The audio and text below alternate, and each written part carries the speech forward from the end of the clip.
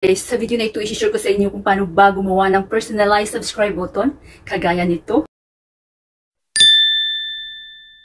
Oh my God! Wow!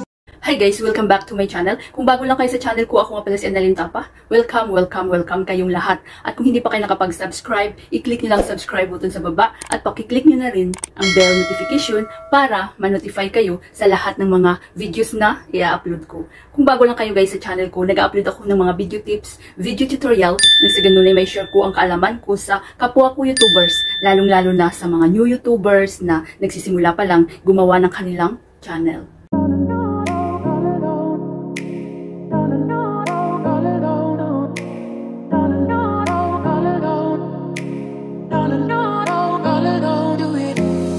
Hi guys, sa video na ito i-share ko sa inyo kung paano ba gumawa ng personalized subscribe button. At ang gamit naman natin dito guys is InShot.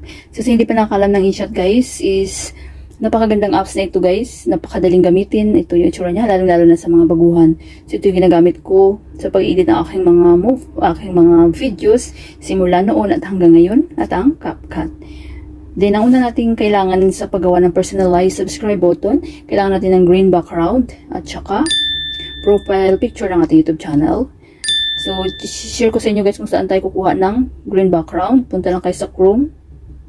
So, may nahanap na ako dito kanina guys. Dito sa search box, i-search nyo lang guys ang green screen background. So, lalabas na yan guys. Images, ayan. So, click yung images. Ayan, super dami dyan. Then, ang piliin nyo lang guys is yung 16:9 na size. Yan. Then, paano ba ito ma-download? I-long press nyo lang guys. Yan.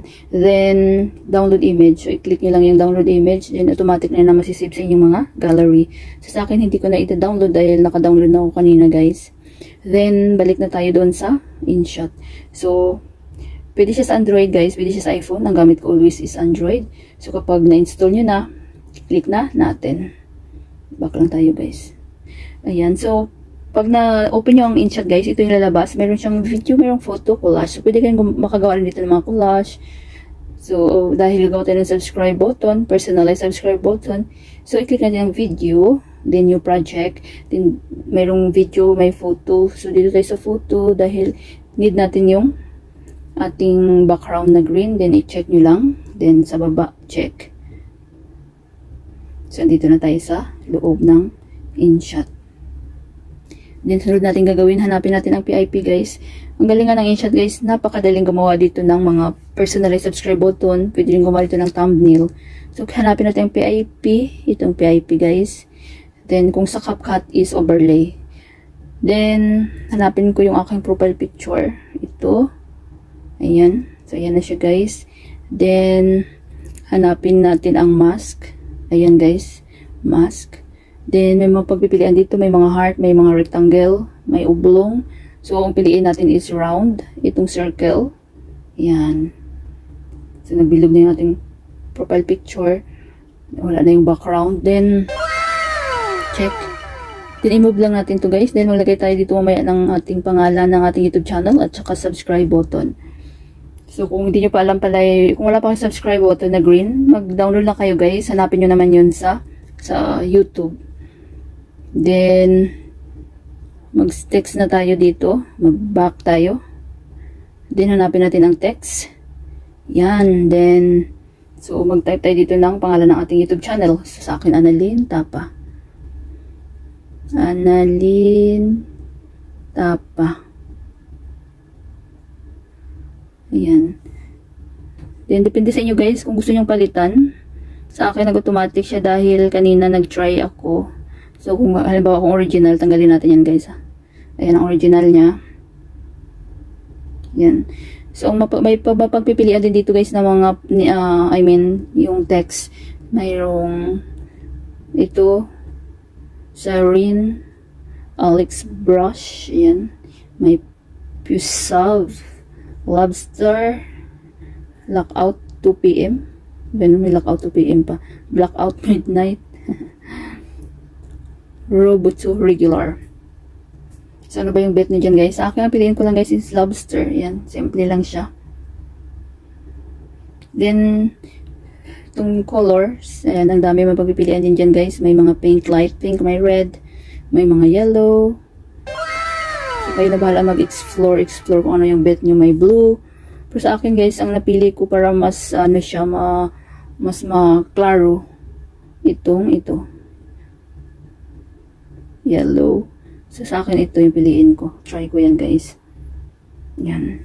Then, adjust lang natin. Adjust ko lang na, ano siya, na lumiit yan. Gamit lang ating mga daliri guys. Ayan, saan nyo ba pwedeng ipwesto? Dito sa baba. Dito na lang sa gitna sa akin. Yan, dito na lang sa gitna. Kasi maglagay pa tayo ng subscribe button dyan. Then, i-check natin. Hanapin natin ang, so ito pala guys, ipantay natin dito sa ating green background. Itong pangalan natin para sabay siya mamaya mag-exit din. Sabay-sabay sila. Yan. Tap nyo lang guys gamit ang ating daliri. Then, hanapin naman natin ang PIP. Then, itong blue. Then, dapat may na-download na kayo guys na green subscribe button. So, i-search nyo lang guys sa YouTube at i-download nyo lang. So, ito sa akin. Check. Yan.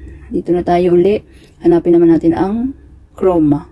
So, napakaganda ng InShot guys. Super dali niya guys. As in, hindi ka malilito. Then, i-adjust nyo lang itong parang bilog. Then, itong strength full.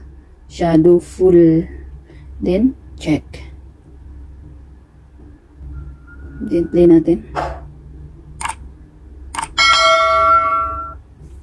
So, ayan. So, dapat, click natin yung subscribe button natin at pantay natin siya dito guys sa, ayan. Lagay natin siya dito sa ating, ano, kaya na bahala mag-adjust guys. Sa dulo ng, ating pangalan. Ayan. Ayan.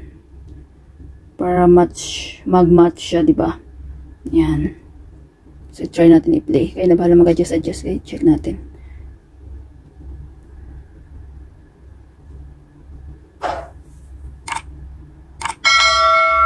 Oh my God! Wow! Yan. So, pag okay na kayo dyan, guys. So, isi-save na natin. Nakita nyo itong save. Save nyo lang. Then, save. Huwag na kayong magpindot-pindot dyan. Then, wait lang natin, guys. So, ayan, na-save na. Then, check natin kung na-save yung ating ano, sa gallery. So, ayan na siya, guys. Ayan na yung ating subscribe button. Personalized subscribe button. So, ilagay natin sa ating video. So, maghanap po. Punta ulit tayo sa InShot. InShot. Exit lang tayo. Save lang natin sa drop. Then, piliin natin ang video. Add new.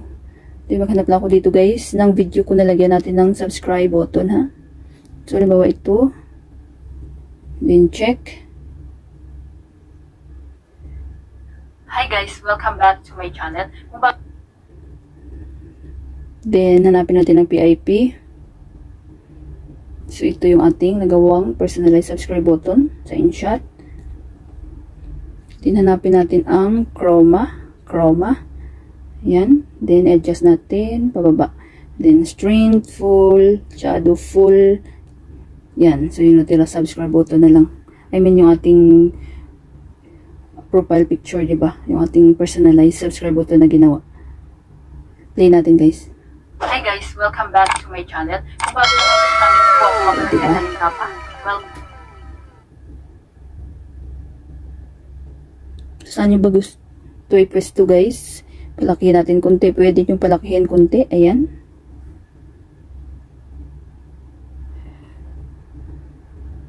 Namumove siya. Ayan. Personalized subscribe button natin.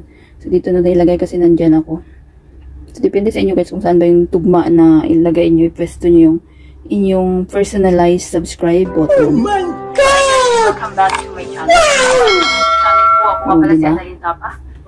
Welcome. So, galing niya guys, diba? Hi guys, welcome back to my channel. Kung bago lang sa channel ko ako pala si Annalyn Tapa. Welcome. So, napakadali guys at napaka-helpful ng InShot din na apps lalo na sa mga baguhan. Sana guys may natutunan kayo sa video tutorial ko na ito at maraming salamat sa panunood. Kung mayroon kayong mga question, suggestion, and request, just leave a comment down below. At huwag niyong kalimutan mag-like, share, comment. At kung hindi pa kayo nakapag-subscribe, i-click niyo lang subscribe button sa baba at pakiclick niyo na rin ang bell notification para ma-notify kayo sa lahat ng mga videos na i-upload ko. Always be happy guys, be positive, avoid nega. See you next time!